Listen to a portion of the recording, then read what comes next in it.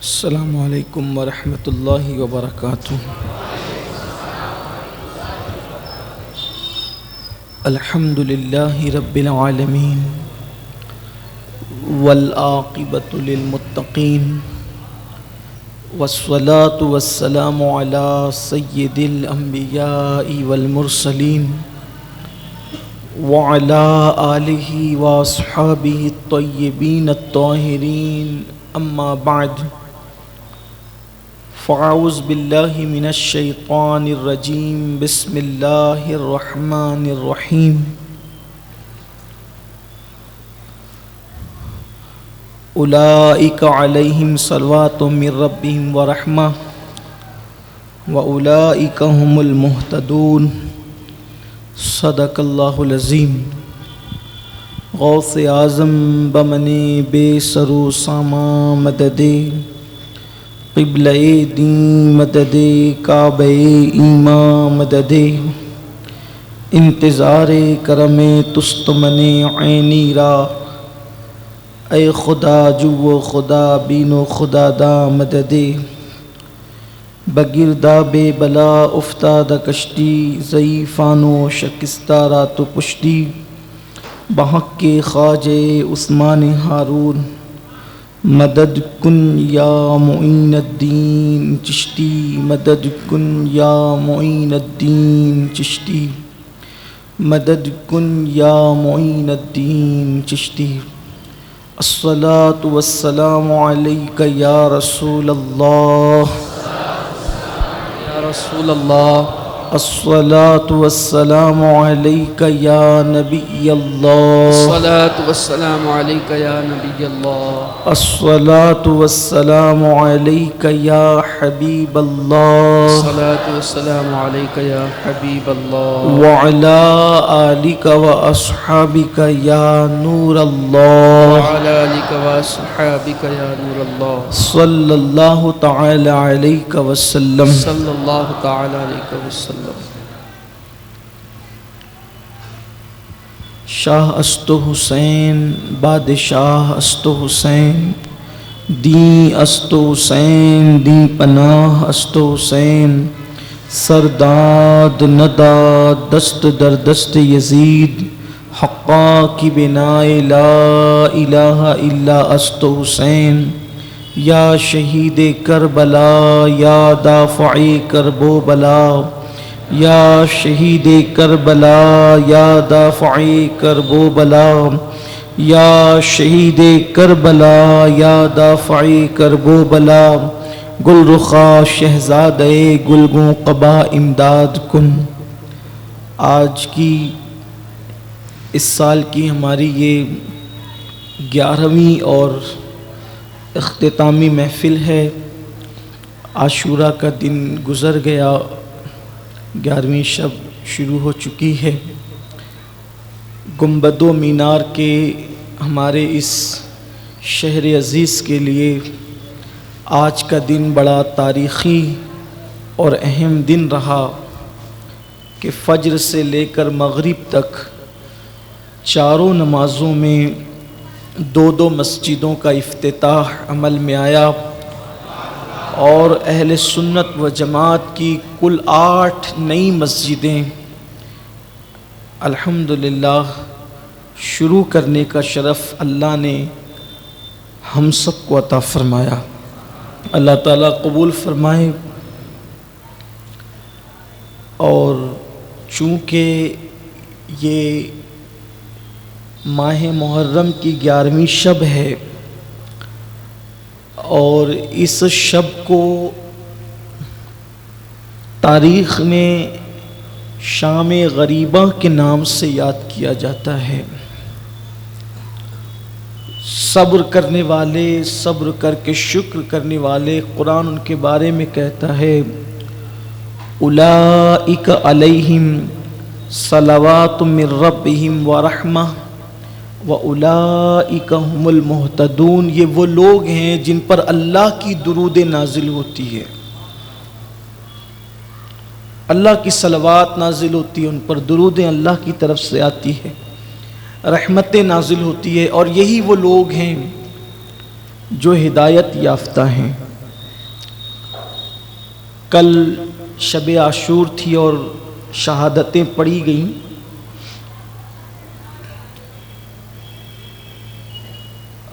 اور آج کے بارے میں عنوان ہمارا جو ہر سال رہتا ہے شہادت کے بعد کے واقعات.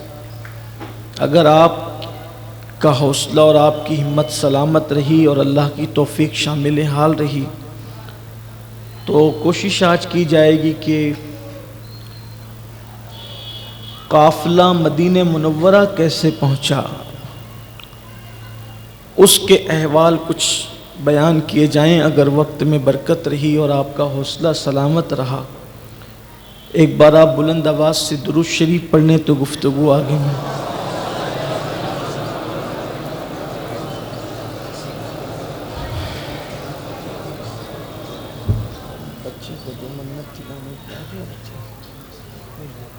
اللہم صلی علی سیدنا و مولانا محمد معدن الجود والکرم والہ الکرام وابنہ الکریم و امتہ الکریمہ یا اکرم الاکرمین وبارک وسلم.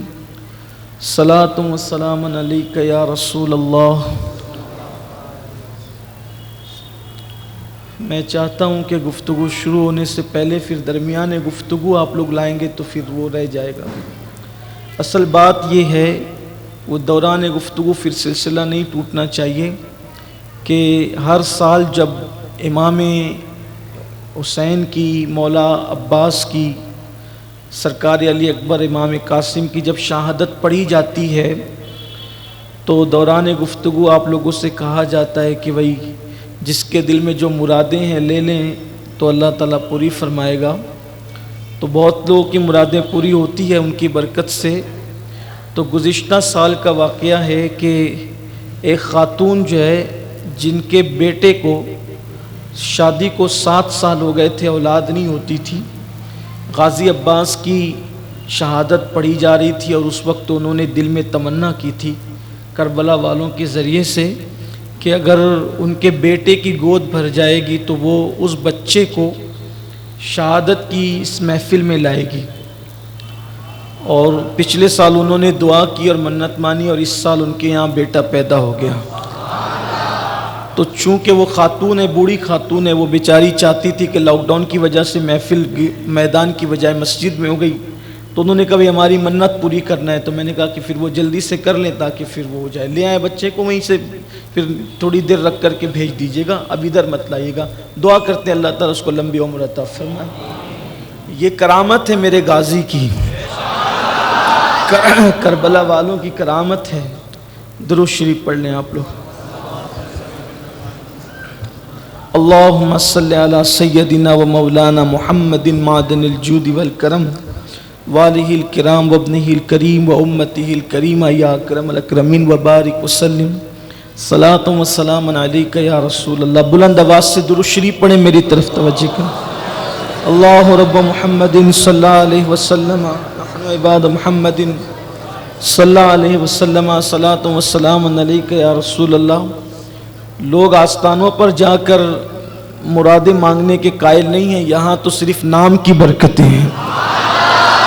یہاں تو محفلوں کی برکتیں ہیں. جس کا جو عقیدہ جس کا جو یقین ہے یقین والے کہاں سے چلے کہاں پہنچے. جو اہل شک ہیں اگر میں مگر میں رہتے ہیں. تو کل کی گفتگو یہاں تک پہنچی تھی کہ امام عرش مقام امام حسین علی جدہ علیہ السلام کی شہادت ہوئی. امام پاک کو جب شہید کر دیا گیا امام پاک کی جب شہادت ہو گئی تو ظالموں نے شہادت کے بعد امام پاک کے وجود ناز سے کپڑے بھی نکال لیے. آپ کے ہاتھ میں جو انگوٹھی تھی اس کو بھی لے لیا. آپ کی زرہ بھی لے لی. آپ کی تلوار بھی لے لی. اس طریقے سے ساری چیزیں لینے کے بعد ان ظالموں نے اعلان کیا کہ اب حسین کے جسم پر گھوڑے دوڑائے جائیں. اور وہ خوش تھے کہ ہم نے خاندان نبوت کو لوٹ لیا. وہ خوش تھے کہ اہل بیت اطہار کو انہوں نے ختم کر دیا.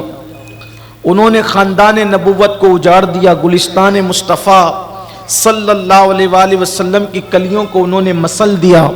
اس طرح وہ خوش تھے، اور ساتھ ہی ساتھ صرف امام حسین علی جدہ وعلیہ السلام کے جسد اقدس پر گھوڑے نہیں دوڑائے گئے، بلکہ جتنے لوگ شہید ہوئے تھے ان شہداء کی جو لاشیں خیموں کے اندر رکھی ہوئی تھی، ان لاشوں کو بھی انہوں نے واپس سے چھینا، میدان میں لائے، اور ساری لاشوں کے انہوں نے گردنیں کاٹی، سب کے سر کاٹ لیے، اور سر کاٹنے کے بعد ان پر گھوڑے دوڑائے۔ اہل سنت کی معتبر کتب کے اندر یہ بات موجود ہے۔ امام جلال الدین سیوطی ہوں، امام ابن حجر ہوں، اسی طریقے سے اور بھی ہمارے جو بزرگ حضرت شاہ عبدالعزیز ہوں، حضرت مولانا حسن بریلوی ہو، اس طرح کے کئی بزرگوں نے یہ بات لکھی اپنی اپنی کتابوں میں کہ جس وقت امام عرش مقام امام حسین علی جدہ وعلیہ السلام کے سر انور کو تن سے جدا کیا گیا تو اسی وقت سورج کو گہن لگ گیا، سورج گہنا گیا، اور ایسا اندھیرا چھایا کہ دن کے وقت میں تارے نظر آنے لگے، دن کے وقت تارے دکھنے لگے، دن کے وقت رات کا سما پیدا ہو گیا، اور اس کے بعد خون کی برسات ہونے لگی۔ تاریخ میں آتا ہے کہ 3 دن تک خون کی برسات ہوئی، اور بعض لوگوں نے لکھا کہ 7 دن تک خون کی برسات ہوئی، اور یہ جو برسات ہوئی خون کی، تو یہ جن کپڑوں کے اوپر یہ خون گرا تو وہ کپڑے پھٹ گئے، ریزہ ریزہ ہو گئے، لیکن وہ خون کا اثر نہ گیا۔ لوگوں کے مٹکے، لوگوں کے برتن خون سے بھر گئے، دیواروں پر خون کا اثر آ گیا۔ امام سیوطی لکھتے ہیں کہ بیت المقدس میں، ملک شام میں جو بھی پتھر ان دنوں ہٹایا جاتا اس کے نیچے سے تازہ خون نکلتا ہوا نظر آتا۔ یہاں صرف یہ بات کہنا چاہتا ہوں کہ جب لوگ یہ کہتے ہیں کہ اور بھی تو شہادتیں ہوئی ہے، شہادت حسین کا اتنا چرچا کیوں ہے، تو یہ بات کہی جا سکتی ہے کہ ساری شہادتیں عظمت والی، بزرگی والی، قابل احترام ہے، لیکن کیا کسی شہادت پر اللہ نے اتنے غضب کا اظہار فرمایا، اللہ نے اتنے جلال کا اظہار فرمایا؟ رب تبارک و تعالیٰ کی طرف سے اس طرح کی اتنی کثیر نشانیاں ظاہر ہوئی۔ اللہ تبارک و تعالیٰ نے آسمان کو سرخ کر دیا۔ ہمارے بزرگوں نے لکھا، کتب تاریخ کی کتب میں موجود ہے اور سیر میں موجود ہے، اسی طریقے سے جو ہے وہ محدثین نے اپنی کتب میں لکھا کہ آسمان سرخ ہو گیا، اور 6 مہینے تک آسمان سرخ اور لال رہا، 6 مہینے تک اس کا اثر رہا، اور پھر وہ سرخی چھٹتے چھٹتے چھٹی۔ امام سیوطی لکھتے ہیں، سید محمود آلوسی نے لکھا کہ وہ جب چھٹی ہے تو پھر اب جو شفق کے ساتھ جو مخصوص سرخی نظر آتی ہے یہ وہی واقعہ کربلا کی نشانی ہے۔ شفق کے ساتھ اس طرح کی سرخی کربلا کے واقعے سے پہلے نہیں دیکھی جاتی تھی، یہ واقعہ کربلا کی بات کی نشانی ہے۔ یعنی کہ اگر کوئی یہ سمجھتا ہے کہ میں محفل حسین سجا کر کسی پہ احسان کرتا ہوں، یا ذکر حسین یا یاد حسین کر کے میں کسی پہ احسان کرتا ہوں، تو یاد رکھیں 10 دن، 3 دن، 5 دن کی یہ محفلیں لوگ کرتے ہیں یادگار کے طور پر، لیکن شفق کے ساتھ قدرت روزانہ شام کو سرخی ظاہر کر کے بتاتی ہے۔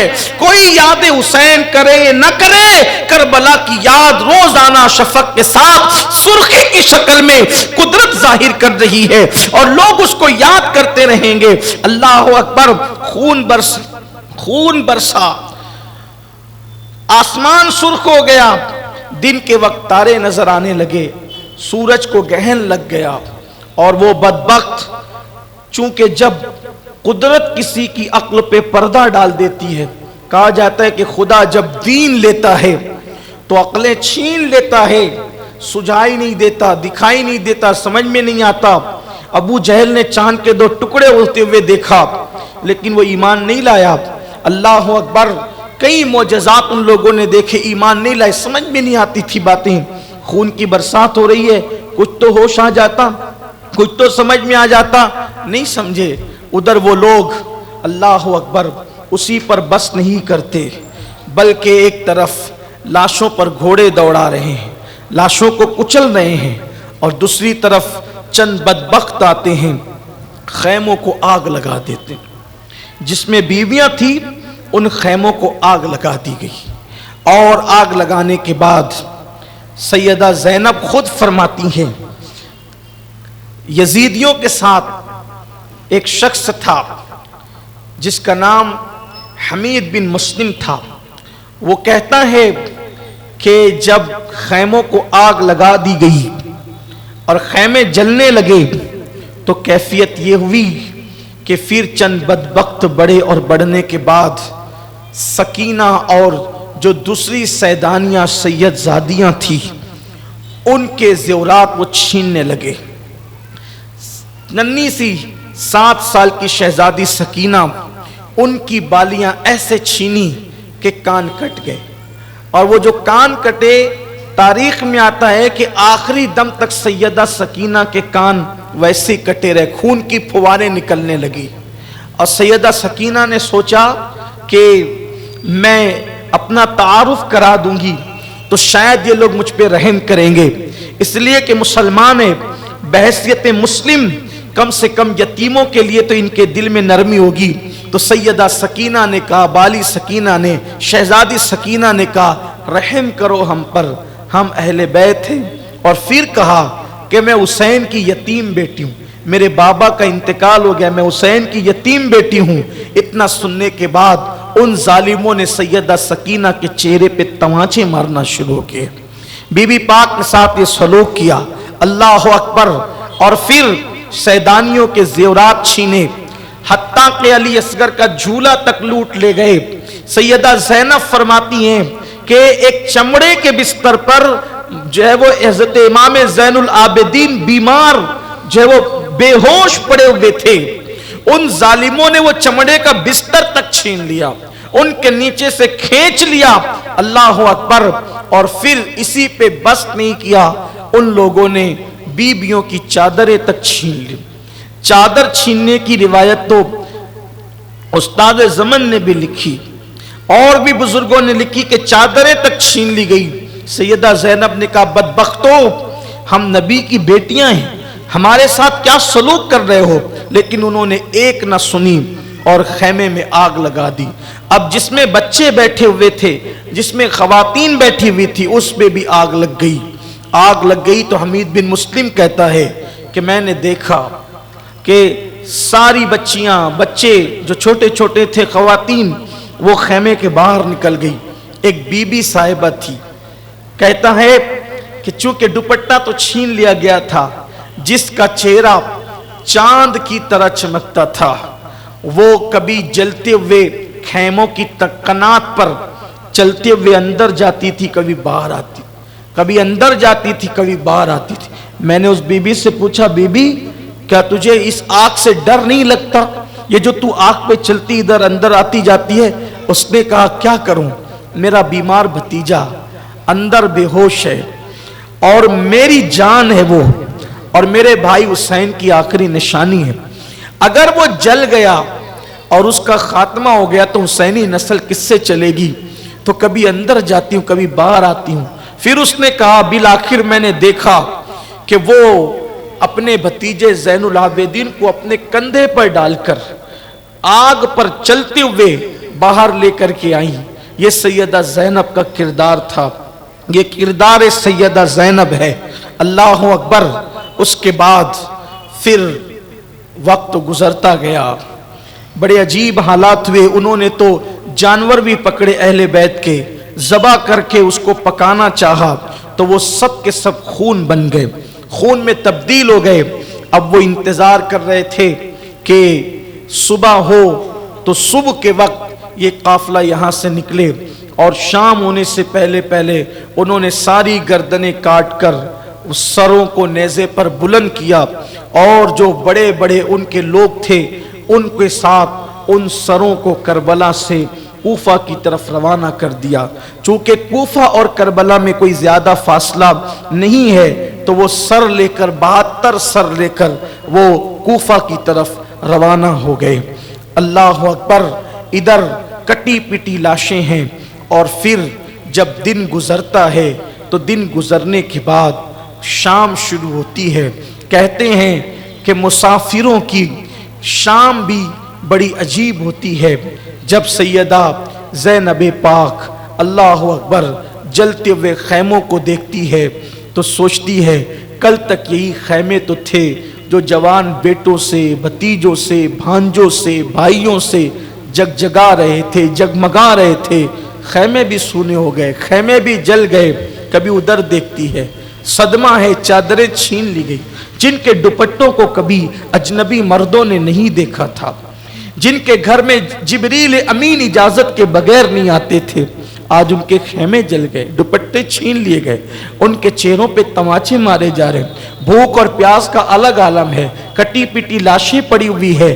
ایسے عالم میں شام آتی ہے، اور جب وہ شام آئی تو ایسی وہ شام تھی کہ اس شام کو قیامت تک کے لیے یاد کیا جائے گا۔ مورخین نے اس کو شام غریباں لکھا ہے۔ اللہ اکبر، پھر کیا ہوا؟ خیمے جلتے جلتے جو بجھ گئے تھے ریت میں، تو وہ خیمے کی کناتیں بیویاں اپنے سر پہ ڈال کر اپنے بالوں کو چھپاتی تھی تاکہ کم سے کم بالوں کو پردے میں کر لیں۔ یہ ان کی غیرت کا حال تھا، یہ ان کی غیرت کی کیفیت تھی۔ ننھے ننھے بچے، ایک ادھر سناٹا، ہواؤں کی سنسناہٹ آتی تو بچے ماؤں سے لپٹ کر سہم جاتے، کوئی بے ہوش ہو رہا ہے، کوئی گر رہا ہے، کوئی رو رہا ہے۔ اب سیدہ زینب کی ذمہ داری بڑھ گئی، اس لیے کہ کل تک سالار قافلے کے ساتھ تھے، سالار قافلہ بھی چل بسا، اب کوئی جوان تندرست تو ہے بھی نہیں۔ اب سیدہ زینب کو سب کا کردار نبھانا ہے، کبھی حسین، کبھی فاطمہ، کبھی زینب، کبھی حسین، کبھی فاطمہ، کبھی زینب۔ جیسا وقت پڑا ویسی بن گئی زینب۔ ماں کا کردار بھی زینب نبھائے، حسین پاک کا کردار بھی زینب۔ کیا حوصلہ قدرت نے دیا تھا، کیا ہمت دی تھی قدرت نے۔ سیدہ زینب پاک، شام کا وقت ہے، کوئی لپٹ کے روتا ہے، کوئی بے ہوش ہوتا ہے، تسلیہ دیتی ہے۔ وہ شام دھیرے دھیرے جب اپنی سیاہ زلفوں کو عرض کربلا پر بکھیرتی ہے تو وہی شام رات میں تبدیل ہو جاتی ہے، اور جب وہ شام رات میں تبدیل ہوئی تو پھر اب دن کا انتظار تھا۔ ادھر وہ بدبخت شراب و کباب میں مصروف ہو گئے، ایک دوسرے کے ساتھ ہنسی کھیل کرنے لگے۔ سیدہ زینب نے سوچا کٹی پٹی لاشیں ہیں، ان لاشوں پر پہرا دے ورنہ کہیں درندے لاشوں کو نقصان نہ پہنچائے۔ بی بی زینب کے پاس کوئی ڈنڈا بھی نہ تھا، کوئی ہتھیار بھی نہ تھا تاکہ وہ لے کر کے پہرا دیتی۔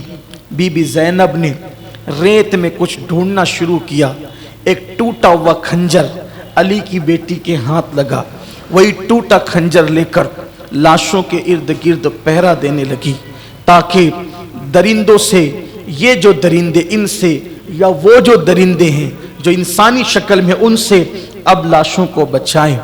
اور پھر سیدہ زینب اندھیرے میں لاشوں پہ پہرا دے رہی تھی، ایسے میں دیکھا کہ ان لاشوں سے کسی کی سسکیوں کی آواز آ رہی ہے، کوئی سسک سسک کر کے ان لاشوں کے اندر رو رہا ہے۔ بی بی سیدہ نے لاشوں کی طرف توجہ کی تو کسی کے رونے کی آواز سنی، تو جب آواز پر پہنچی تو کیا دیکھا؟ ایک دبی کچلی لاش ہے، ایک دبی کچلی لاش ہے۔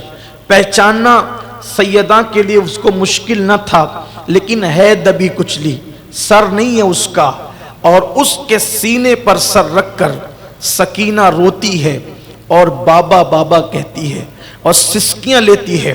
سیدہ سکینہ کو بی بی زینب اپنے اٹھاتی ہے، سینے سے لگاتی ہے، کہا بیٹی یہاں کیسے پہنچی؟ کہا کہ پھوپھی امی آپ کو تو پتہ ہے نا، آپ کو تو معلوم ہے نا کہ مجھے میرے بابا کے سینے کے بغیر، میرے بابا کے سینے کے بغیر نیند نہیں آتی۔ میرے بابا مجھے سینے پہ سلاتے تھے تو میں نے ان کٹی ہوئی لاشوں کے پاس آ کے کہا بابا کہاں ہیں آپ؟ آپ کی سکینہ سونا چاہتی ہے، آپ کہاں ہیں؟ تو میں نے دیکھا پھوپھی اسی لاش سے آواز آئی تھی میری سکینہ تیرا بابا یہاں ہے. تو میں یہاں پر آ گئی. پھوپھی امی سیدہ سکینہ کو سینے سے لگایا. ایک شخص جو یزید کے لشکر میں تھا وہ کہتا ہے کہ جب امام حسین کی لاش گھوڑوں سے کچلی جا رہی تھی تو ہڈیوں کی کڑکڑاہٹ کی آواز ہم نے سنی. اس طرح سے امام کی لاش کچلی گئی. سیدہ سکینہ کو اٹھا کر پھر آپ نے بیبیوں کے پاس پہنچایا اور جہاں سب خواتین بیٹھی ہوئی تھی کھلے آسمان کے نیچے سیدانیاں سید زادیاں بیٹھی ہوئی ہے. سیدہ سکینہ ٹوٹا خنجر لے کر کے پہرا دے رہی ہے. اب ایسے میں سیدہ زینب کسی کو دیکھتی ہے کہ کوئی آنے والا لاشوں کی طرف آتا ہے. سیدہ نے گرجدار آواز میں کہا کون ہو تم, اور ہاتھ کا خنجر تان دیا. کہا خبردار اب آگے نہیں بڑھنا. اب کیا چاہتے ہو؟ سب تو لوٹ لیا, جوانوں کی جوانی لوٹ لی, بچپنوں کا معصوم بچپن لوٹ لیا, بیبیوں کے زیورات چھین لیے, علی اصغر کا جھولا چھین لیا, خیمے جلا دیے, حتیٰ کہ تم نے اپنے نبی کی بیٹیوں کے دوپٹے تک چھین لیے. اب ہمارے پاس بچا کیا ہے؟ کیا لینے آتے ہو؟ اب کیا چاہتے ہو؟ اب صبر کا پیمانہ لبریز نہ ہو, وہی رکو, ورنہ علی کی بیٹی اب تم پر اپنا ہتھیار اٹھا کر تمہیں جو ہے وہ جہنم رسید کر دے گی. وہ آنے والا جو آ رہا تھا اس نے کہا بی بی میں مرد نہیں ہوں, میں عورت ہوں اور میں حر کی بیوی ہوں, اور مجھے یہ ذمہ داری دی گئی ہے یا میں نے گزارش کی ہے کہ اب چوتھی صبح طلوع ہو رہی ہے, ننھے چھوٹے چھوٹے بچے ہیں, چوتھی صبح طلوع ہو رہی, نہ کھانا ہے نہ پانی ہے. تم کہتے ہو کہ قیدی بنا کر یزید کے دربار میں لے جائیں گے اور انعام پائیں گے, تو کم سے کم لے کر تو انہیں جاؤ گے کہ جو لوگ حیات ہوں گے, زندہ ہوں گے, یہ مر جائیں گے تو کیسے لے جاؤ گے؟ اس لیے ان کو کچھ پانی پلاؤ, کچھ کھلاؤ. تو انہوں نے مجھے پانی دیا ہے. بی بی میں پانی لے کر آئی ہوں, یہ بچوں کو پلائے آپ پیئے. سیدہ زینب نے جب پانی کا نام سنا حر کی بیوی کو سینے لگا کر پھوٹ پھوٹ کے رونے لگی. کہتی ہے حر کی بیوی اب ہمیں پانی نہیں چاہیے, اب ہمیں پانی کی ضرورت نہیں ہے. کیوں؟ تو یہ پانی کیوں نہ لائی اس وقت جب میرے علی اکبر کی جوانی لٹ رہی تھی؟ یہ پانی کیوں نہ لائی اس وقت جب میرے قاسم کا شباب لٹ رہا تھا؟ میرے اون و محمد پلٹ پلٹ کر آتے تھے, پانی کا مطالبہ کرتے تھے. میرا معصوم اصغر 6 مہینے کا شہزادہ پانی سے زبان باہر کرتا پیاس کی وجہ سے, کبھی مٹھیاں کھولتا کبھی بند کرتا. اس وقت یہ پانی کیوں نہ لائی؟ لے جا, ہم یہ پانی نہیں پیتے. حر کی بیوی نے کہا بی بی وہ میرا مذاق اڑائیں گے, قبول کر لیں پانی. آپ کو آپ کی امی بی بی سیدہ کا واسطہ. جب نام ماں کا سنا سیدہ پاک نے حر کی بیوی کو ساتھ لیا اور ساتھ لے کر کے وہاں چلی جہاں چھوٹے چھوٹے بچے بیویاں بیٹھی ہوئی تھی. مورخین نے بیان کیا ہے بچوں کی اور بیویوں کی تعداد کل ملا کر 22 سے 25 ہوتی تھی. وہ سب وہاں بیٹھی ہوئی تھے. وہ حر کی بیوی کے ہاتھ میں مشکیزہ تھا. سیدہ پاک نے بی بی سیدہ زینب نے پانی نکالا کٹورے میں. اتنے وقت میں جب وہ سیدہ سکینہ بے ہوش ہو چکی تھی, چہرے پہ چھینٹے دیے, ہوش میں آئی. ہوش میں آنے کے بعد سیدہ سکینہ کو بی بی زینب پاک نے کہا لو بیٹے میرے لال پانی پی لو. جیسے پانی کا نام سنا تو سیدہ سکینہ نے کہا پھپھی امی کیا چچا عباس فرات سے واپس آ گئے ہیں؟ فرات سے چچا واپس آئے ہیں؟ سیدہ نے کہا روتے ہوئے نہیں بیٹی, تیرا چچا تو فرات کے کنارے ہی سو گیا, اب تیرا چچا کبھی واپس نہیں آ سکتا, تیرا چچا کبھی لوٹ کر نہیں آئے گا. سکینہ یہ پانی حر کی بیوی لائی ہے بیٹی, لو پانی پی لو. پھر سکینہ نے دوسرا سوال کیا پھپھی امی کیا تم لوگوں نے پانی پی لیا؟ تو کہا کہ بیٹے نانا کا فرمان ہے کہ کہ جب کھانے پینے کی چیز ملے تو پہلے چھوٹوں کو کھلاؤ پلاؤ، پھر بعد میں بڑے۔ میری بچی، اس پورے قافلے میں سب سے چھوٹی عمر تمہاری ہے، پہلے تم پیو بعد میں ہم دیکھیں گے۔ اتنا سننا تھا۔ حسین کی تربیت یافتہ 7 سال کی شہزادی نے کٹورا ہاتھ میں لیا، جہاں کٹی پھٹی لاشیں پڑی تھی سکینہ اس طرف دوڑنے لگی۔ بی بی سیدہ زینب نے سکینہ کو پکڑا، کہا بیٹی کہاں جاتی ہو؟ کہا پھپھی امی ابھی تو آپ نے کہا کہ کھانے پینے کی چیز آئے تو پہلے چھوٹوں کو کھلاؤ پلاؤ پھر بڑے کھائیں پیئے، اور آپ بھول گئی ہیں، کہتی ہے پورے قافلے میں سب سے چھوٹی سکینہ ہے۔ نہیں پھپھی، سب سے چھوٹا میرا بھیا علی اصغر ہے، پہلے میں علی اصغر کو پلا لوں، میرا بھیا بڑا پیاسا ہے۔ سیدہ سکینہ کو سینے سے لگا کر بیویوں نے خوب رویا، خدا جانے وہ آنسو کیسے خشک ہوئے۔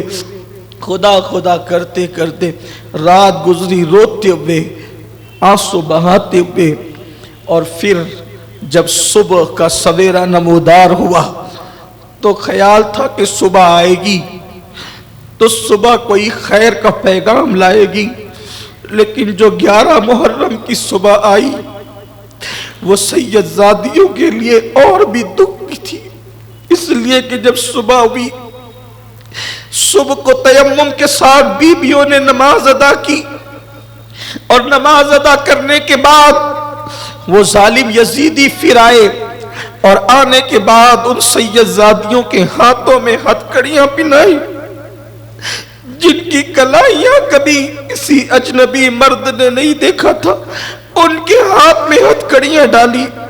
امام زین العابدین کئی دن کے بیمار تھے، ان کے ہاتھ میں ہتھکڑیاں، ان کے پیروں میں بیڑیاں، خاردار توق ان کے گلے میں ڈالا، اور پھر ایک ایک رسی سے اور ایک ایک زنجیر سے کئی کئی لوگوں کو باندھا، چھوٹے کے ساتھ بڑے کو، بڑے کے ساتھ چھوٹے کو۔ بس وجہ یہ تھی کہ چھوٹے اور بڑے جب ساتھ میں بندھیں گے تو ہوگا یہ کہ بچے جھکیں گے، بچوں کے لیے بڑوں کو جھکنا پڑے گا، اور جب بڑے اٹھیں گے تو بچوں کو جب وہ ان کے گلے میں تکلیف ہوگی، ان کے ہاتھوں میں تکلیف ہوگی۔ بچوں پر بھی رحم نہیں کیا، کن کے؟ لوگ تو کافروں کے بچوں پر بھی رحم کرتے ہیں۔ آج ٹرین بسوں میں سفر میں کافر کا بچہ روتا ہے، لوگ اس کو بھی چپ کرانے کے لیے کوششیں کرتے ہیں، لیکن یہ نبی کے شہزادے تھے، نبی کی شہزادیاں تھیں، ان کے بچوں کے ساتھ یہ سلوک کیا گیا، یہ حال کیا گیا، یہ کیفیت کی گئی۔ اور امام زین العابدین کے ہاتھ میں اونٹنیوں کی نکیل دے دی گئی کہ یہ لے کر کے چلو، اتنے دن کی بیماری اٹھا نہیں جاتا تو اذیت دی جاتی ہے، کچوکے لگائے جاتے ہیں۔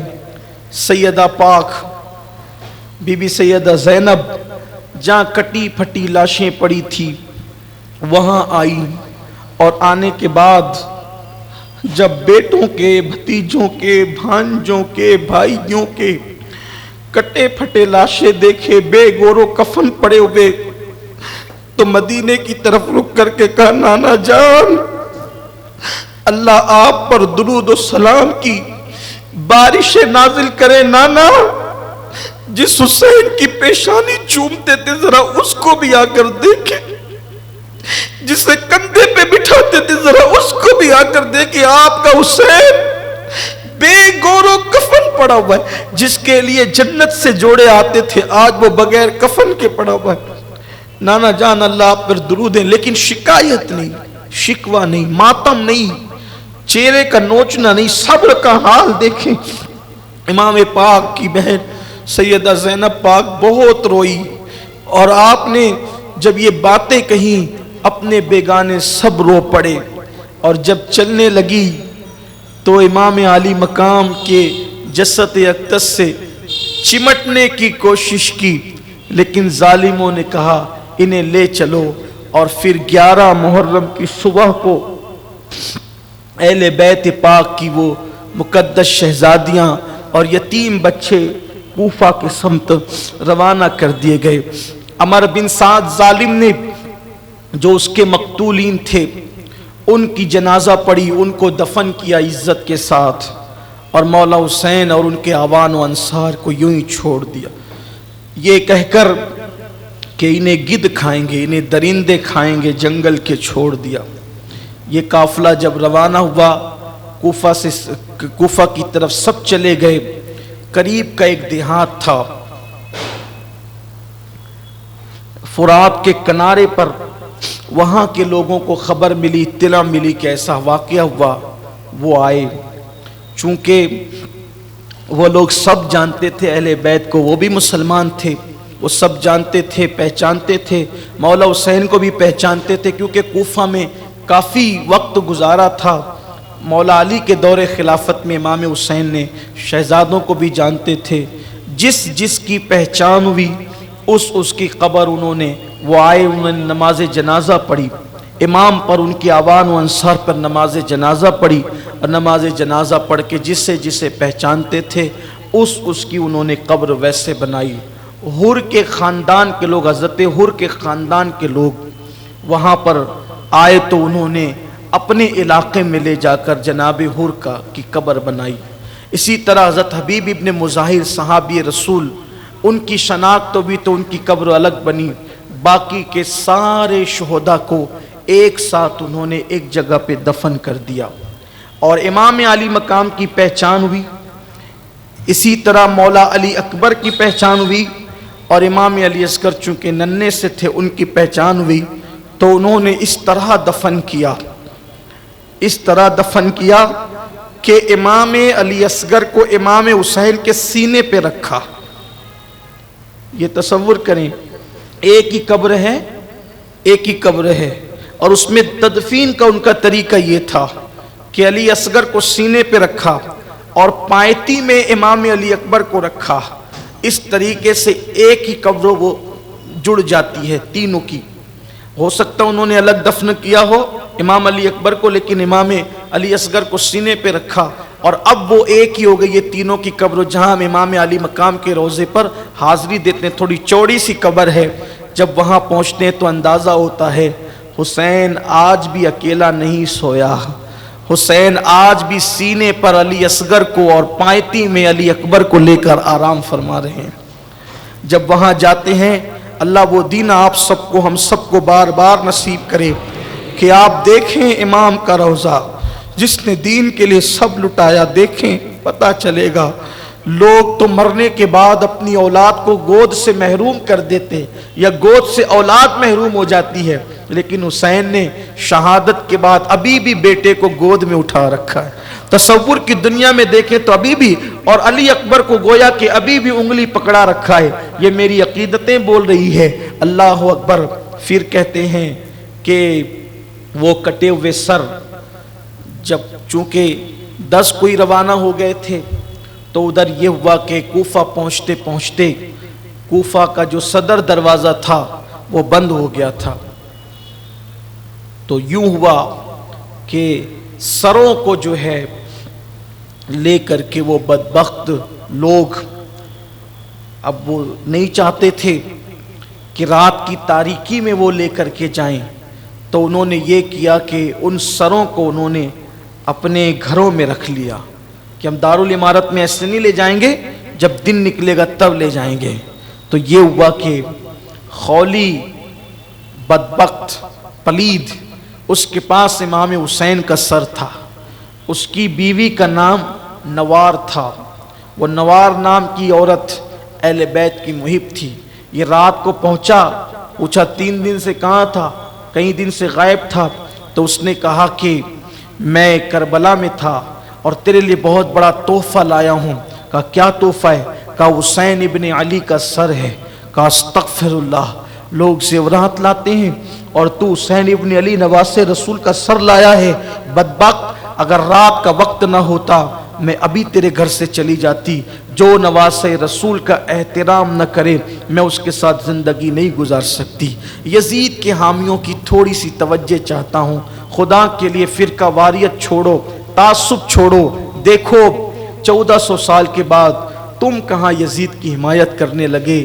یزیدیوں کی حمایت تو ان کی عورتوں نے بھی نہیں کیا، ان کے گھر اجڑ گئے، بیویاں گھر سے چلی گئی، اور پھر اس نے کہا اگر رات نہ ہوتی تو میں چلی جاتی، مجھ پہ حرام ہے کہ اب میں تیرے بستر پر آؤں۔ اور اس کے بعد اس بی بی نے یہ کیا کہ امام علی مقام کا سر اس نے خولی نے جہاں رکھا تھا وہ وہاں گئی۔ وہ بی بی بیان کرتی ہے کہ نوار نام کی بیوی وہ بیان کرتی ہے کہ میں رات کو اس سر انور کے پاس کھڑی رہی اور درود شریف پڑھتی رہی، تو میں نے کیا دیکھا کہ سر سے لے کر آسمان تک انوار ہی انوار تھے۔ اور وہاں پر پھر وہ بیان کرتی، امام ابو اسحاق اسفرائینی لکھتے ہیں کہ وہ کہتی ہے کہ میں نے دیکھا کہ میرے گھر میں چند بیویاں آئی اور ان سر کی پیشانی کو بوسہ دینے لگی۔ میں نے پوچھا، اور رو رہی تھی، میں نے پوچھا بیویوں تم کون ہو؟ تو انہوں نے، ایک بیوی نے کہا کہ میں ہاجرہ ہوں، ایک نے کہا میں حوا ہوں، ایک نے کہا میں فاطمہ بنت محمد ہوں، اور وہ سب رو رہی تھی۔ اللہ اکبر۔ پھر صبح ہوئی تو ان لوگوں نے وہ قافلہ اور یہ قافلہ، سروں کا قافلہ اور یہ قافلہ، پھر انہوں نے کوفہ میں گھمانے کے پلاننگ سے جو ہے وہ کوفہ شہر کے اندر پھر یہ داخل کیا۔ اور جب وہ کوفہ میں لانے والے تھے تو اعلان کرتے تھے کہ کچھ لوگ باغی ہو گئے تھے، ہم نے انہیں قتل کر دیا، ان کے کٹے ہوئے سر آ رہے ہیں۔ یہ نہیں کہا حسین ابن علی کا سر آ رہا ہے، یہ کہا کہ باغیوں کا سر آ رہا ہے، ان کے بیوی بچوں کو ہم نے قیدی بنا دیا، اور وہ جو قیدی ہیں اب ان کو بھی لایا جا رہا ہے۔ تو کوفہ والے اپنی چھتوں پر چڑھ گئے، لوگ انتظار کرنے لگے، اور لوگوں کا ایک مجمع لگ گیا بازار کوفہ میں۔ اب گویا کہ تماشائی بن کر لوگ کھڑے ہیں، کن باغیوں کا سر آ رہا ہے، کن قیدیوں کو لایا جا رہا ہے۔ لوگ چھتوں پر چڑھ گئے، انتظار کرنے لگے۔ جب سر نیزوں پر بلند ہوئے اور نیزوں پر سر چڑھائے گئے تو اللہ اکبر، جب یہ قافلہ چلا تو لوگ دیکھ رہے تھے، کچھ پہچاننے والوں نے پہچانا، کچھ لوگوں نے نہیں پہچانا۔ جو لوگ پہچان گئے وہ رونے لگے، ماتم کرنے لگے۔ سیدہ زینب نے کہا کوفہ والو تم نے میرے بھائی کو خطوط لکھ کر کے بلایا، کوفہ والو تم نے میرے بھائی سے جھوٹی محبت کا اظہار کیا، کوفہ والو تم نے مہمان بنا کر بلایا، تمہاری میزبانی قیامت تک یاد کی جائے گی۔ آج تمہارا رونا پیٹنا ماتم کرنا یہ تمہیں کبھی نجات نہیں دلائے گا، جاؤ تم قیامت تک روتے پیٹتے ماتم کرتے رہو گے۔ تم نے بلا کر دھوکہ دیا میرے بھائی کو، اور تم نے اس کے خاندان کے ساتھ یہ کیا کہ پورا گھرانہ کٹ گیا، پورا گھرانہ لٹ گیا۔ بی بی زینب پاک یوں کہتی تھی، وہ روتے تھے۔ ایسے میں ایک گھر کے قریب سے گزرے، تو چونکہ یہ اونٹوں کی ننگی پیٹ پر بیٹھے ہوئے تھے، عورتیں چھتوں پر تھی تو اونٹ کی پیٹ اور چھت کی برابر ہو جاتے تھے۔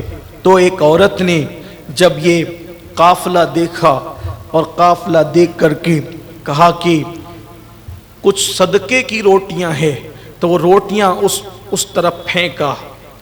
بچے بھوکے تھے، شہزادگان بھوکے تھے۔ میں پھر کہتا ہوں تقریر کی رو میں بار بار بچے کہہ دیتا ہوں یا کہہ رہا ہوں، اللہ کی بارگاہ میں معافی کا طلبگار ہوں، کوئی گناہ کی بات نہیں ہے، لیکن ہمارا عشق اجازت نہیں دیتا۔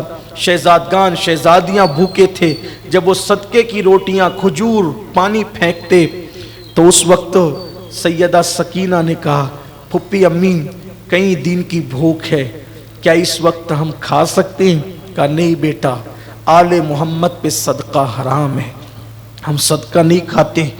ایسے میں جو خاتون روٹیاں پھینک رہی تھی اس طرف بی بی سیدہ زینب نے چونکہ اپنا چہرہ بالوں سے چھپا رکھا تھا، کہنے لگی یہ کیا ہے؟ تو کہا کہ یہ صدقہ ہے، اس لیے کہ میں میرے مولا حسین کی طرف سے روزانہ صدقہ نکالتی ہوں تاکہ ان کی عمر میں اضافہ ہو، اور میری تمنا ہے، بہت طویل دن ہو گئے میں نے نہ حسین کو دیکھا نہ زینب کو دیکھا، نہ میں نے حسین کو دیکھا نہ زینب کو دیکھا۔ کہتے ہیں کہ قیدیوں کی دعا، مسافروں کی دعا رد نہیں ہوتی۔ اے ننھی سی بچی دعا کر، یہ میرے حسین کا صدقہ کھا کر دعا کر کہ جلدی سے مجھے حسین کی زیارت ہو اور میری بیوی سیدہ زینب کی زیارت ہو۔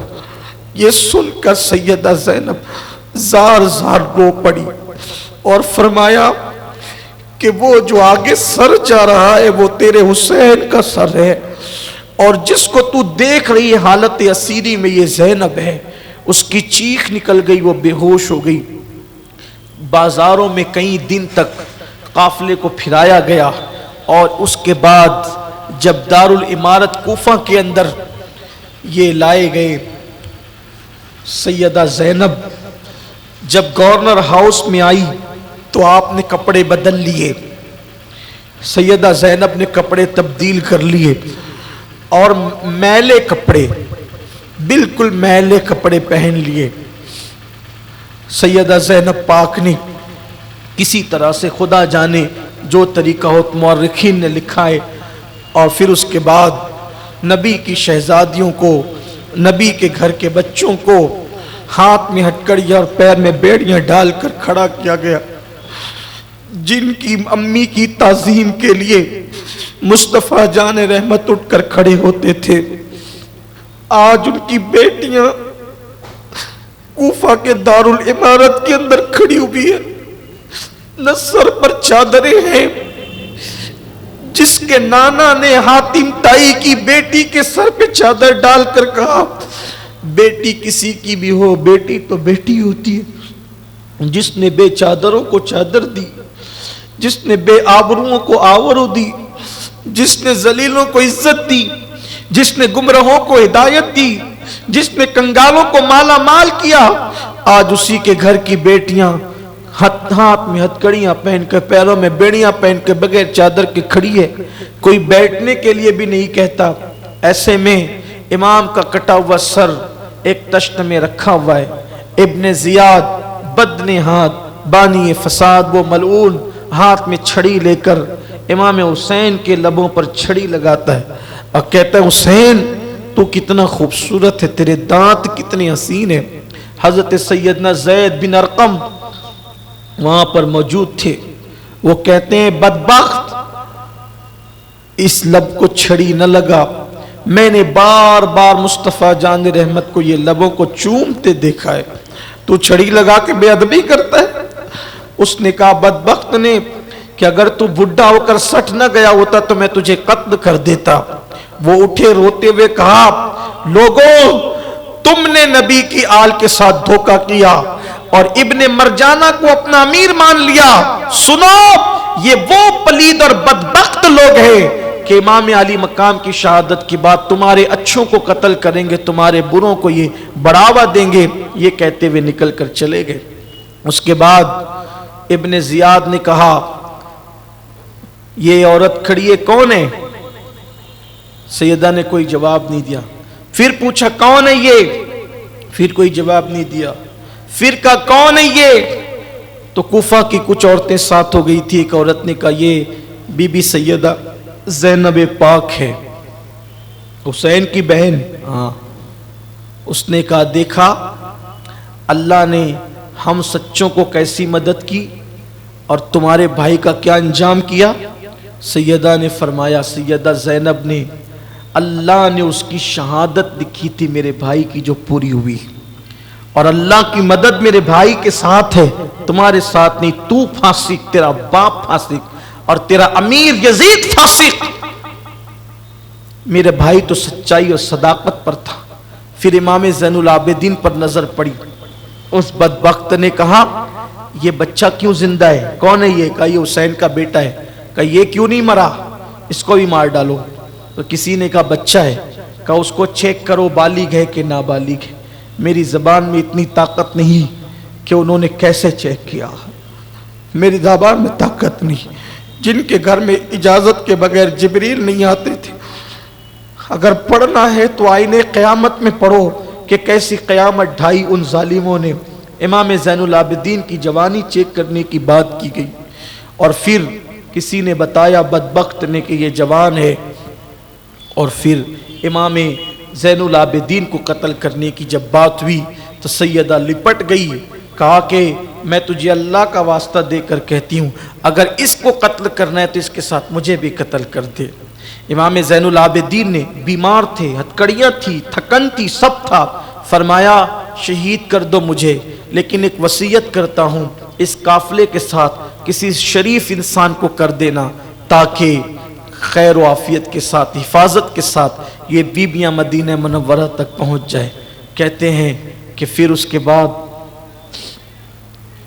کچھ دن تک کوفہ کے قید خانے میں ان کو رکھا گیا۔ بعض مورخین نے لکھا ہے با اختلاف روایت کم و بیش 35 دن تک کوفہ کے قید خانے میں یہ رہے۔ آپ یہ نہیں سمجھے 3 دن کا کربلا، نہیں، 3 دن کا کربلا، یہ مشکلیں ہیں، یہ مصیبتیں اٹھائی ان لوگوں۔ یہ جو ہے نا کہ کربلا کے بعد لبوں پہ مسکراہٹ نہیں آئی، کیوں نہیں آئی؟ کوئی چھوٹا موٹا واقعہ نہیں تھا۔ 35 دن تک کوفہ کے دارالعمارت میں قید رہے۔ پھر یزید پلید کا خط آیا کہ ان کو یہاں بھیج دو، یہاں بھیج دو، یہاں روانہ کر دو۔ اب وہ 5000 سپاہ کے ساتھ، سپاہیوں کے ساتھ، اب یہ معاذ اللہ جنہیں وہ قیدی کہہ رہے تھے اس قافلے کو کوفہ سے ملک شام، دمشق جسے دمشق بھی کہتے ہیں، دمشق روانہ کیا گیا۔ جب دمشق وہ قافلہ چلا تو وہی نیزے پہ سر تھے۔ کم و بیش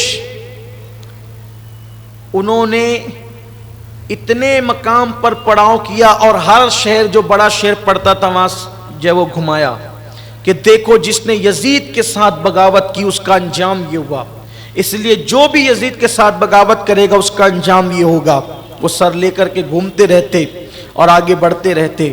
روایتوں میں آتا ہے کہ جب وہ سر لے کر کے چلے تو وہاں پر ان کو پڑاؤ کرنا تھا، ان کو ایک گرجا ملا۔ اس گرجے کو میں نے دیکھا ہے، میں جب ملک شام گیا 2005 میں تو میں نے اس گرجے کو دیکھا۔ وہ گرجا ملا، پتھر کا بھی پتھر کا وہ بنا ہوا ہے، گرجا ان کو ملا۔ وہ گرجا کے پاس رکے اور وہاں انہوں نے پڑاؤ کیا۔ گرجا کا راہب کبھی باہر نہیں آتا تھا گرجا سے، اس کو کچھ محسوس ہوا، وہ گرجا سے باہر آیا اور گرجا سے باہر آنے کے بعد اس نے کہا یہ کس کا سر ہے؟ تو کہا یہ ہمارے نبی کے نواسے کا سر ہے۔ یہ کون لوگ ہے؟ کہا یہ سیدانیاں ہیں۔ تو اس نے کہا تم کون لوگ ہو؟ کہا کہ انہوں نے بغاوت کی، معاذ اللہ ہم نے قتل کر دیا۔ کہا کہ کیسے لوگ ہو تم نے اپنے نبی کے بیٹے کا سر قلم کر دیا اور ان کی گھر والوں کو یہ انجام کیا تم نے؟ پھر اس راہب نے کہا دیکھو میری پوری زندگی کی کمائی 10,000 درہم ہے، پوری زندگی میں نے اتنا کمایا، یہ سب تمہیں دیتا ہوں، ایک رات کے لیے یہ سر مجھے دے دو، ایک رات کے لیے یہ سر مجھے دے دو اور ان سیدانیوں کی مجھے خدمت کا موقع دے دو۔ انہیں تو پیسے چاہیے تھے، 10,000 مل رہے تھے، 10,000 لے لیے، سر دے دیا۔ وہ راہب پوری رات اس سر کے سامنے کھڑا رہا، زلفیں صاف کی، گرد و غبار صاف کیا۔ امام علی مقام کے کٹے ہوئے سر سے اس وقت بھی خون کا اثر تھا، خون کا اثر اس وقت بھی تھا۔ اس کو پتھر پہ رکھا، وہ پتھر ابھی بھی گرجا میں موجود ہے۔ اب وہ گرجا نہیں ہے، وہ مسجد ہے۔ تو جب میں گیا تھا تو مسجد ہی تھی، تو اس پتھر پہ رکھا تو اس پہ خون کا اثر تھا، آج بھی خون کا وہ اثر ہے۔ اور کہا جاتا ہے کہ تقریباً 225 سال تک، کربلا کے واقعے کے بعد 225 سال تک جب بھی یوم عاشورہ آتا وہ خون پھر تازہ ہو جاتا، جب بھی یوم عاشورہ آتا وہ خون پھر تازہ ہو جاتا۔ لیکن اس کے 225 سال کے بعد پھر وہ کیفیت نہیں دیکھی، لیکن خون کا اثر اب بھی اس پتھر پر موجود ہے، وہ میں نے اپنی آنکھ سے دیکھا ہے، اللہ شاہد ہے کہ ابھی بھی وہ خون نظر آتا ہے۔ اللہ اکبر۔ تو پھر اس نے غبار صاف کیا، خوشبو لگائی اور رات بھر کھڑا رہا، دیکھتا رہا انوار اس سر پر کیسے برس رہے ہیں، حتیٰ کہ صبح ہوتے ہوتے اس سر کی برکت سے کلمہ پڑھ کے مسلمان ہو گیا۔ امام کے کٹے ہوئے سر کی برکت، یعنی کیا اس نے خدمت کی، اس لیے کہ قدرت کو منظور نہیں کہ کوئی اہل بیت کی غلامی کر کے بھی جہنم میں جائے، اللہ نے ایمان کی دولت عطا فرما دی۔ اس کے بعد پھر وہ وہاں سے نکلے، قافلہ آگے بڑھا، اب اختصار کے ساتھ بات کی جاتی ہے، اور اب اتنی ہمت کہاں کہ ہر بات کی جائے، اتنی حوصلہ کہاں ہر بات کی جائے۔ بس اب آپ کے سامنے یہ سفر کو مکمل کیا جاتا ہے کہ پھر وہ قافلہ آگے بڑھا اور دمشق سے کچھ دور کے فاصلے پر ان کو روکا گیا، اور جب روکا گیا تو ادھر یزید کو خط لکھا گیا کہ قافلہ دمشق کے قریب پہنچ چکا ہے۔ یزید نے پورا دمشق سجوایا، دمشق سجوایا گیا۔ جو لوگ یزید کے حمایتی ہیں وہ بھی لکھتے ہیں، انہیں پتہ ہے کہ دمشق سجایا گیا۔ اگر یزید کو دکھ تھا شہادت کا، سجوایا کیوں؟ 700 کرسیاں منگوائی اور راستے پر لگائی تاکہ وہ تماشا دیکھیں اہل بیت کے آنے والے قافلے کا۔ ڈھول بجائے گئے، نقارے بجائے گئے کہ وہ قافلہ آ رہا ہے۔ اللہ اکبر۔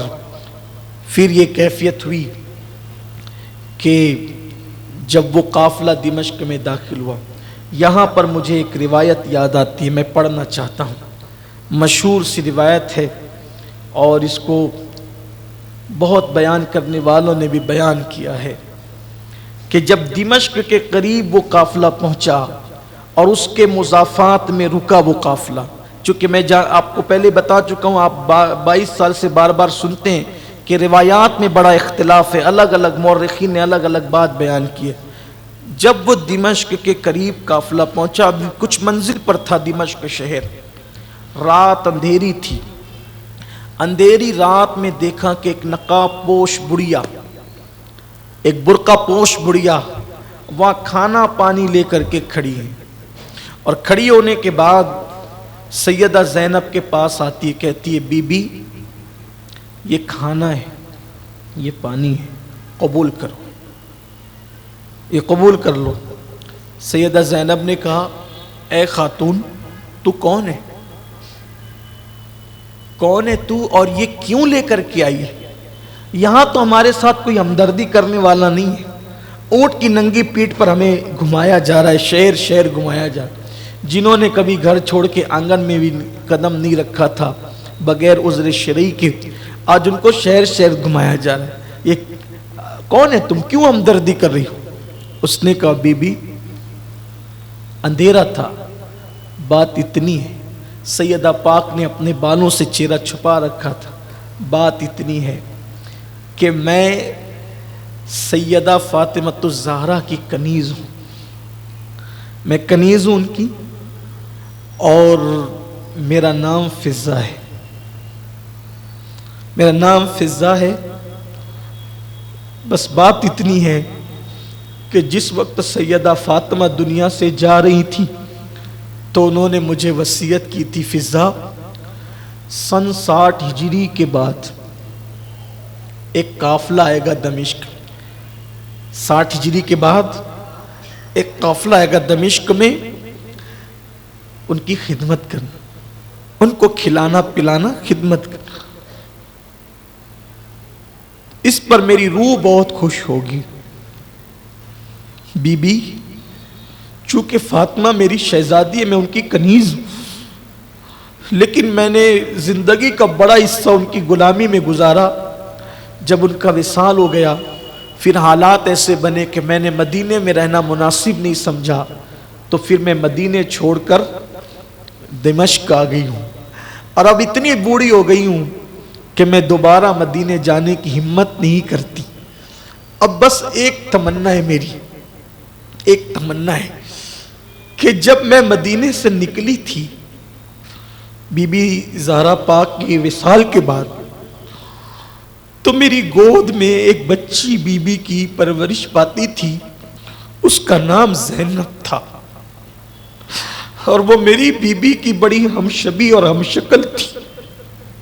چونکہ بی بی نے کہا کہ اس قافلے کی خدمت کرنا، تو ہر رات سن 60 ہجری جیسی لگی، ہر رات میں کھانا پانی لے کر آتی ہوں، شام سے کھڑی ہوتی ہوں، صبح تک رہتی ہوں، قافلہ نہیں آتا چلی جاتی ہوں، پھر دوسرے دن آتی ہوں، پھر قافلہ نہیں آتا چلی جاتی ہوں۔ آج تم ملے مراد پوری ہوئی، اب یہ خدمت قبول کرو اور ایک دعا کر دو، کیونکہ میری بی بی نے تمہارے لیے خدمت کے لیے کہا تم معمولی لوگ تو نہیں ہو، تو دعا کر دو بس۔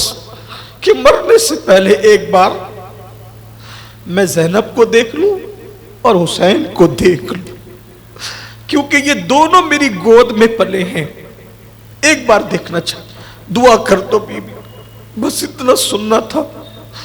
زینب پھوٹ پھوٹ کے رونے لگی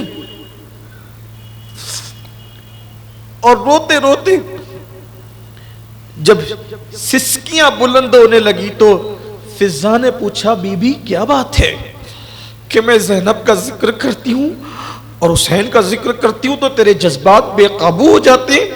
کیا نسبت ہے تجھے زینب سے، کیا نسبت ہے تجھے حسین سے؟ تو سیدہ نے کہا وہ جو کٹا ہوا سر ہے وہی حسین کا سر ہے، اور یہ جو ہاتھ میں ہتھکڑیاں پیر میں بیڑیاں ہیں یہی زینب ہے۔ اللہ اکبر۔ پوچھا بی بی یہ حال کیسے ہوا؟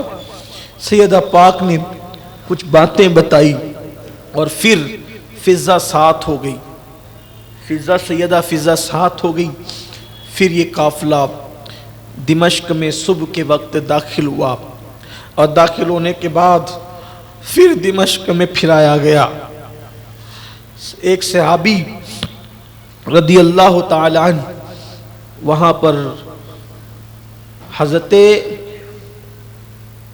سہیل رضی اللہ تعالی عنہ، سہیل ابن سعد تجارت کے لیے ملک شام آئے تھے مدینہ منورہ سے۔ جب دیکھا کہ دمشق سج رہا ہے، ڈھول بج رہے ہیں، اعلان ہو رہے ہیں، تو پوچھا یہ خوشی کا موقع کیا ہے یہاں؟ تو بتایا گیا کہ حسین کو قتل کر دیا گیا، کٹے ہوئے سر اور ان کے اہل بیت کا قافلہ آ رہا ہے۔ تو آپ نے پوچھا کہ کس دروازے سے وہ داخل ہوں گے؟ تو کہا کہ بابو سعا سے وہ داخل ہوں گے۔ تو آپ نے کوشش کر کے وہاں پر جگہ بنائی اور اس کے بعد جب کٹے ہوئے سروں کو دیکھا اور بیبیوں کو قیدی کی حالت میں دیکھا، رو پڑے، برداشت نہ کر سکے، ہمت نہیں تھی کہ جا کر کے کچھ بات کرتے۔ سب سے چھوٹی عمر سیدہ سکینہ کی تھی۔ سکینہ کے پاس جا کے بی بی کوئی مدد کر سکتا ہوں؟ تو حضرت سہیل سے انہوں نے کہا کہ آپ کون ہیں؟ یہاں تو ہمارا کوئی ہمدردی نہیں، آپ کے نبی کا صحابی ہوں، آپ کے نانا کا صحابی ہوں، اہل بیت کا مہم ہوں، کچھ خدمت کرنا چاہتا ہوں۔ کہ اگر کچھ کرنا چاہتے ہیں تو ایک کام کریں، ان سروں کو آگے کروا دیں، کیونکہ جب لوگ سر دیکھتے ہیں تو ہمیں بھی دیکھتے ہیں، سر آگے ہو جائیں گے تو لوگ سر دیکھنے میں مصروف رہیں گے تو ہمیں نہیں دیکھیں گے، ہم سے توجہ ہٹ جائے گی۔ پھر اس کے بعد اب ذرا دل تھام کر بس اتنی بات سن کر احساس کریں، بس ایک پیغام، نمازوں کو چھوڑنے سے پہلے داستان کربلا یاد کرنا، داڑیاں مڈا کر گٹروں میں پھینکنے سے پہلے داستان کربلا یاد کرنا، گناہ کرنے سے پہلے، زنا کے اڈوں پہ جانے سے پہلے داستان کربلا یاد کرنا، ہاتھوں میں موبائل فون لے کر زنا کے مناظر دیکھنے سے پہلے داستان کربلا یاد کرنا، حرام کھانے سے پہلے داستان کربلا یاد کرنا کہ کس قدر دین کو بچانے کے لیے، اقدار اسلام کو بچانے کے لیے قربانیاں دی ہے خاندان نبوت نے۔ پھر اتنا خیال کرنا کہ ہم عاشق کہلا کر ان کے مشن کو کیسے پامال کر رہے ہیں۔ دمشق کے اندر اس انداز سے قافلہ داخل ہوا کہ سیدانیاں بغیر چادر کے اونٹوں کی ننگی پیٹھ پر بیٹھی ہوئی ہیں اور ان کی گردنیں بچوں سے بندھی ہوئی اور جھکی ہوئی ہیں۔ حضرت امام زین العابدین کے گلے میں توق ہے، وہ بھی خاردار توق، پیروں میں بیڑیاں، ہاتھوں میں ہتھکڑیاں ہیں اور ہاتھ میں اونٹنی کی نکیل ہے، یوں گردن جھکا کر آج وہ چل رہا ہے قیدی کی حیثیت سے، جس کے نانا بابا نے کئی لوگوں کو جہنم کی قید سے نجات عطا کی تھی۔ اس انداز سے وہ قافلہ داخل ہوتا ہے اور پھر المختصر یزید کے دربار میں آتا ہے۔ یزید کے دربار میں وہ قافلہ آیا، اس وقت یزید شراب پی رہا تھا، قافلے کو دیکھا، دیکھنے کے بعد اس نے شعر پڑھا۔ شعر جو پڑھا ہے اس نے یہ کہا کہ میں عتبہ کی اولاد نہ ہوتا اگر میں ان سے بدلہ نہ لیتا۔ یہ عتبہ کون؟ جو بدر میں مارا گیا تھا، وہ بدبخت عتبہ جو بدر میں مارا گیا تھا، اس کی طرف داری کرتے ہوئے کہہ رہا ہے کہ میں عتبہ کی اولاد نہ ہوتا اگر میں ان سے بدلہ نہ لیتا اور کہتا کہ بدر میں جو ہمارے ساتھ سلوک کیا ہم نے وہ بدلہ ان کے بہتر لوگوں سے لے لیا، اور پھر اس بدبخت نے کہا کہ معاذ اللہ بنو ہاشم پر کوئی وحی نہیں آئی، انہوں نے تو یوں ہی بادشاہت کے لیے ڈھونگ رچایا تھا، العیاذ باللہ۔ اس طرح کی باتیں اس بدبخت نے کہی، اور بھی روایتیں ملتی ہے، اور پھر ان کو دربار میں کھڑا کر دیا گیا۔ جب کھڑا کیا گیا تو اس ظالم نے بھی اسی طریقے کی بات کی کہ ہاتھ میں چھڑی لے کر امام علی مقام کے لبوں کو اس نے بے ادبی کرنا شروع کی۔ اتفاق سے وہاں روم کا سفیر بیٹھا ہوا تھا، ایک یہودی عالم بیٹھا ہوا تھا۔ روم کے سفیر نے کہا یہ اتنا خوبصورت کس کا سر ہے؟ تو اس نے بڑے گھمنڈ سے کہا یہ محمد کے نواسے کا سر ہے اور ہم نے اس کو کاٹ دیا ہے۔ تو اس نے کہا تم لوگوں نے قتل کیا؟ اس نے فخر سے کہا ہاں ہم نے قتل کیا۔ تو وہ روم کا سفیر کہتا ہے حیرت ہے تم پر، ہمارے پاس عیسیٰ علیہ السلام جس گدھے پر سواری کرتے تھے اس گدھے کے پیر میں جو نال ہوتی ہے، نال، وہ نال ہے، وہ گدھا نہیں ہے، گدھے کے پیر کی نال ہے، نال، اس کا ہم اتنا احترام کرتے ہیں، جیسے تم کعبے کو جاتے ہو ویسے ہم اس کے احترام میں وہاں تک سفر کرتے ہیں۔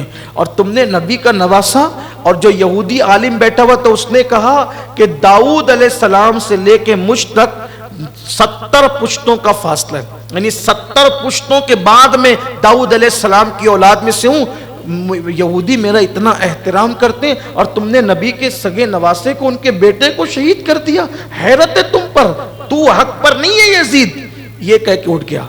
یزید کو رحم اللہ کہنے والے اور امیر المومنین کہنے والے ذرا یہودی سے یہ بات سیکھ لیں کہ یہودی کہہ رہا ہے کہ تم نے قتل کیا، حق پر تم نہیں ہو سکتے کیونکہ تم نے نبی کے بیٹے کو قتل کیا، نبی کے بیٹے کو شہید کیا۔ اس کے بعد دربار میں کھڑا کیا گیا۔ سیدہ زینب نے کہا یزید یہی ہے اسلام تیرا کہ تیری عورتیں تو جن کے نام و نسب کا کوئی ٹھکانہ نہیں وہ پردے میں رہیں اور نبی کی بیٹیاں یوں بے پردہ دربار میں کھڑی رہیں، یوں بے پردہ دربار میں کھڑی رہیں۔ اللہ اکبر۔ اور پھر سیدہ پاک نے دربار میں خطبہ دیا، وہ آپ کا دمشق کے دربار کا خطبہ، حمد و صلات کے بعد کہا اللہ نے ہمارے گھر میں ہمارے نانا پہ قرآن نازل کیا اور ہمارے لیے انما یرید اللہ لیذھب عنکم الرجس آیے تطہیر نازل فرمائی، ہماری محبتوں کو لوگوں پہ لازم کر دیا، اور تم نے ان کے ساتھ یہ سلوک کیا کہ بھوکا پیاسا میرے بھائی کو شہید کیا۔ آپ نے جس وقت دربار میں خطبہ دینا شروع کیا تو اس وقت پورا دربار رو پڑا، لوگوں پر رقت طاری ہو گئی، یہ کیفیت تھی۔ اور اس کے بعد یزید نے جب دیکھا کہ حالات عجیب ہو سکتے ہیں تو اس نے اپنے مشیر خاص سرجون سے مشورہ کیا، اور مشورہ کرنے کے بعد خاندان نبوت کے ان شہزادیوں کو اور یتیم شہزادوں کو دمشق کے قید خانے میں قید کر دیا کہ دیکھیں گے آگے کیا ہوتا ہے، ابھی پہلے ان کو قید کر دو۔ انہیں قید کر دیا گیا۔ کتنے دن تک قید رہے اس دمشق کے قید خانے میں، اس پر الگ الگ رائے ہیں مورخین کی، لیکن اب اختتامی بات اس قید خانے کے حوالے سے سن لیں۔ بہت دن تک رہے، وہاں نہ روشنی تھی نہ روشنی کا انتظام تھا، کچھ نہیں، بس اتنا تھا کہ دمشق کا کوئی بندہ اگر قیدیوں کے نام پر ان سے ملنا چاہتا، کہ اسے کوئی پتہ ہی نہیں، ملنا چاہتا تو ملنے کی اجازت دے دی جاتی۔ مورخین لکھتے ہیں کہ جب پرندے شام کے وقت گھروں کو جاتے تو سیدہ سکینہ اپنی پھوپھی سے پوچھتی پھوپھی امی یہ شام کو جاتے کہاں ہیں پرندے؟ تو سیدہ زینب کہتی بیٹے یہ اپنے گھروں کو جاتے ہیں۔ تو سکینہ بڑی سادگی سے کہتی پھوپھی امی سب اپنے اپنے گھر جاتے ہیں، ہم اپنے گھر کب جائیں گے؟ پھر کبھی پوچھتی پھوپھی بابا ہمیں لینے کب آئیں گے؟ بابا کب ہمیں لینے آئیں گے؟ یہاں سے بڑی وحشت ہے، یہاں نہ کھانا ہے نہ پانی ہے۔ مورخین نے لکھا ہے ہڈیاں رہ گئی تھی، بس صرف ہڈیاں رہ گئی تھی. یہ انجام کیا. ایک مرتبہ ایک شامی جو ہے وہاں سے گزر رہا تھا، قید خانے کے قریب سے. آواز آ رہی تھی، پھوپھی بھوک لگتی ہے، یہاں کھانا بھی نہیں ملتا، یہاں پانی بھی نہیں ملتا، بھوک سے حالت خراب ہے. بلکہ کہہ رہی تھی کہ پھوپھی امی میں مر نہ جاؤں، میں مر تو نہیں جاؤں گی. اس طرح کی بات. شامی نے سنا کہ ایک بچی کسی عورت کو مخاطب کر کے پھوپھی پھوپھی کہتی ہے اور یہ بات کرتی ہے، تو وہ اپنے گھر گیا. اسے نہیں پتا تھا کہ قید خانے میں کون ہے. تو وہ گھر گیا اور گھر جا کر اپنی بیوی سے کہتا ہے، یہ دیکھو ہم لوگ جو ہر جمعہ کو نظر حسین کرتے ہیں تو وہ تو غریبوں میں بانٹ ہی دیتے ہیں. اس مرتبہ کی نظر حسین یزید کے قید خانے میں لے جانا، میں نے ایک بچی کی آواز سنی ہے کہ وہ بھوک سے بہت بیتاب، اور وہ نظر لے جا کر کے دے دینا. اس لیے کہ جب نظر حسین ہم دیتے ہیں تو حسین کے لیے طویل عمر کی دعا کروا لیتے ہیں. قیدیوں سے بہتر کون اور دعا کر سکے گا. اس ہفتے کی نظر وہاں لے جانا. اس خاتون نے نظر تیار کی اور تیار کرنے کے بعد قید خانے میں، دمشق کے قید خانے میں پہنچی تو دیکھا کہ اندھیرا ہے، تاریکی ہے. ایک 7 سال کی بچی ایک خاتون کی گود میں ہے، وہ اس کے سر پہ ہاتھ رکھ کر اسے تسلیاں دے رہی ہے، وہ رو رہی ہیں، آنسو خشک کر رہی ہیں. یہ سب کچھ ہو رہا ہے. وہ پہنچی اور پہنچنے کے بعد کہا کہ میرے شوہر نے آپ لوگ کی آواز سنی تو اس نے کہا کہ کھانا آپ کو لائیں. تو کہا آپ کون لوگ ہو؟ کہا کہ یہ بتاؤ کہ تم کھانا لے کر کے کیوں آئی ہو، آپ ہمارا تعارف نہ پوچھیں، یہ کہیں تم کیوں لائی ہو کھانا. تو کہا کہ بی بی بات یہ ہے کہ میں ہر ہفتے جمعہ کو نظر حسین کرتی ہوں، حسین کا مجھ پہ بڑا احسان ہے، نظر حسین کرتی ہوں. وہ نظر میں غریبوں کو کھلاتی ہوں اور ان سے دعا کرواتی ہوں کہ حسین کو لمبی عمر ملے. تو کہا کہ یہ صدقہ ہے. کہا نہیں، یہ صدقہ نہیں ہے، یہ نظر کا کھانا ہے، میں وہ کھانا کھلاتی ہوں. اتنا سن کر سیدہ زینب پھوٹ پھوٹ کے رو پڑی، بہت روئی. اور پھر پوچھا کہ یہ بتا کہ حسین کا تجھ پہ احسان کیا ہے جو تو ان کی لمبی عمر کے لیے دعا کرواتی ہے، کیا احسان ہے؟ تو اس نے کہا بی بی میرا بچپنا تھا اور میرے بچپنے میں بیمار ہو گئی. اتنی بیمار ہوئی کہ بچنے کی امید نہ رہی. حکیموں سے خوب علاج کروایا میرے باپ نے، میرا باپ بہت مالدار تھا، بہت علاج کروایا، لیکن علاج کے بعد بھی میں بچنے کی کوئی امید نہیں تھی. میرے باپ نے مجھے اٹھایا اور مدینہ منورہ لے گئے. مدینہ پہنچا، رسول اللہ کے قدموں میں مجھے ڈال دیا. حضور یہ میری بیٹی ہے، زندگی اور موت کے درمیان یہ کئی دن سے کھیلتی ہے، بس آقا کرم کر دے میری بیٹی کو صحت مل جائے. یہی گفتگو ہو رہی تھی، یہی بات ہو رہی تھی.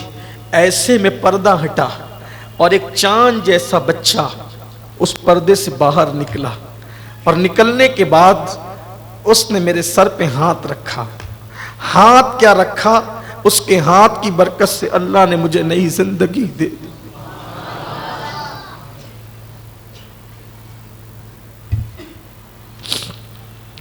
اللہ نے مجھے نئی زندگی دے دی. میرے بابا نے پوچھا آقا یہ کون ہے؟ تو میرے آقا نے فرمایا یہ میرا بیٹا حسین ہے. بس اس دن کے بعد سے حسین میرے دل میں بس گیا، لیکن میں نے حسین کو اس کے بعد کبھی نہیں دیکھا، میں نے کبھی نہیں دیکھا. لیکن جس کی دعا سے مجھے زندگی ملی، میں نے ہر دن اس کے بعد اس کی لمبی عمر کی دعا. اور اب میرا معمول یہ ہے کہ میں ہر جمعہ کو نظر حسین کر کے غریبوں کو کھلاتی ہوں، یتیموں کو کھلاتی ہوں، اور کہتی ہوں کہ دعا کرو میرے حسین کی، جس کی وجہ سے میری عمر بڑھی، اللہ اس کی عمر بڑھا دے. سیدہ پاک پھوٹ پھوٹ کے رونے لگی. سکینہ نے سنا، شیربانوں نے سنا، جناب رباب نے سنا، سب پھوٹ پھوٹ کے رونے لگے. ایسے میں اس خاتون سے کہا لے جاؤ، ہم نہیں کھاتے۔ اس خاتون نے پوچھا یہ تو بتائیں کہ آپ کون ہیں؟ سیدہ زینب نے اتنا ضرور کہا لے جاؤ یہ کھانا، اب آئندہ نظر حسین نہیں کرنا، اس اعتبار سے کہ حسین کی عمر لمبی ہو جائے، اس لیے کہ حسین تو اب دنیا میں ہے بھی نہیں، کس کی عمر کی لمبی ہونے کی دعا کرتی ہو، اب تو وہ رہا بھی نہیں دنیا میں۔ پوچھا بی بی آپ کو کیسے پتا وہ کہاں، آپ کون ہیں؟ فرمایا یہ حسین کی بیٹی ہے جسے تم دیکھ رہی ہو، میں حسین کی بہن ہوں، یہ ان کی بیوگان ہے۔ وہ خاتون روتے روتے بے ہوش ہو گئی۔ یہ داستان ہے کربلا کی۔ کبھی کبھی ہمت ٹوٹتی ہے، اللہ کا نام لے کر بس اس لالچ پر گفتگو کر دی جاتی ہے کہ آپ کو، ہم سب کو، نئی نسل کو اہل بیت کی، صحابہ کی، بزرگوں کی قربانی پتہ چلے، تاکہ اللہ ہمارے دل کو نرم کر دے، دین سے قریب کر دے۔ اللہ سے دعا کرتا ہوں کہ اللہ ہم سب کو توفیق دے، ذکر کربلا کو قبول کرے۔ ان تمام 11 کے 11 نشستوں میں کوئی غلطی، کوئی کوتاہی ہو تو اللہ معاف کرے۔ دربار حسین میں یہ چھوٹی سی سوگات اللہ قبول کرے۔ اللہ آپ سب کو زندگی دے، مجھے بھی زندگی دے، ان محفلوں کو نظر بد سے بچائے، یہ محفلیں ہمیشہ ہمیشہ قائم و دائم رہے۔ اللہ تبارک و تعالیٰ آپ سنتے رہیں، فقیر قادری غلام پنجتن آپ کو سناتا رہے۔ اللہ ان محفلوں کے صدقے جتنے بیمار ہیں سب کو شفا دے دے، تندرستی دے دے، سب کی بلائیں دور کر دے، سب کی مشکلیں آسان کر دے۔ جن کو اولاد نہیں اللہ انہیں اولاد عطا کرے، جن کو بیٹے نہیں اللہ انہیں بیٹے عطا کرے، جن کی بیٹیوں کو رشتے نہیں اللہ ان کے لیے اچھے رشتوں کا انتظام عطا کرے۔ اللہ اسلام اور مسلمانوں کو کربلا والوں کے صدقے غلبہ نصیب فرمائے۔ 10 دن سے ہر دن آنے والوں، ہم نے تو سوچا تھا کہ صرف مخصوص اپنے ساتھیوں کو لے کر بیٹھیں گے، لیکن ہر دن ذوق و شوق کے ساتھ آنے والوں، اللہ آپ سب کو خوش رکھے، آباد رکھے، اللہ آپ کی ہر مراد پوری کرے۔ یقیناً آپ لوگوں نے اپنے دل میں عزم حسینی پیدا کرنا ہے، عبادت گزار بننا ہے، نمازی بننا ہے۔ عہد کرتے ہو آج سے نمازی بننے کا؟ نماز پڑھتے تو ہیں لیکن عہد کرتے ہو نمازی بننے کا؟ انشاءاللہ نمازی بنو، چہروں پہ داڑیاں سجاؤ، اسلامی تشخص کے ساتھ زندہ رہو، حرام سے بچو، گناہوں سے بچو، ہو سکے تو اپنی تحریک سنی دعوت اسلامی سے جڑو، سنی دعوت اسلامی سے اپنا رشتہ مضبوط کرو۔ ہفتہ واری اجتماع جو جمعہ کے دن یہاں ہوتا ہے اس مرکز میں، ہفتہ واری اجتماع میں شرکت کرو، مبلغین کے ساتھی بنو، دوست بنو، اور اپنے اخلاق اور کردار کو بہتر بناؤ۔ ارادہ یہ تھا کہ ہم آج مدینہ منورہ تک پہنچنے کی داستان عرض کریں گے، لیکن وقت تو پورا ہوا، وقت تو مکمل ہوا۔ اللہ سے دعا کرتے ہیں کہ اللہ آئندہ زندگی عطا فرمائے تو ہم پھر انشاءاللہ تعالی یہ ذکر کربلا کریں گے۔ آئندہ سال تک کے لیے اس محفل کو جو ہے وہ اس محفل کے انتظار تک کے لیے ملتوی کر دیتے ہیں۔ اللہ زندگی دے تو ہم پھر ماہ محرم میں محفل سے جائیں گے۔ اللہ کرونا کی بلا کو دور کر دے، اس وبا کو دور کر دے، اللہ سب کو صحت سلامتی دے۔ اللہ نبی اور آل نبی کے غم کے سوا دونوں جہان کے غموں سے ہم سب کی حفاظت فرمائے۔ اللہ رب العزت ہم سب پر کرم کی نظر فرمائے۔ اللہ رب العزت ہم سب کی بری تقدیروں کو بھلی فرما دے۔ جب بھی دعا کرو نبی اور آل نبی کے وسیلے سے دعا کرو۔ اہل سنت و جماعت کا مسلک حق ہے، اسی پر قائم رہو، اپنے بچوں کو اسی پہ قائم رکھو، نہ خارجیت کی طرف جاؤ نہ رافضیت کی طرف جاؤ۔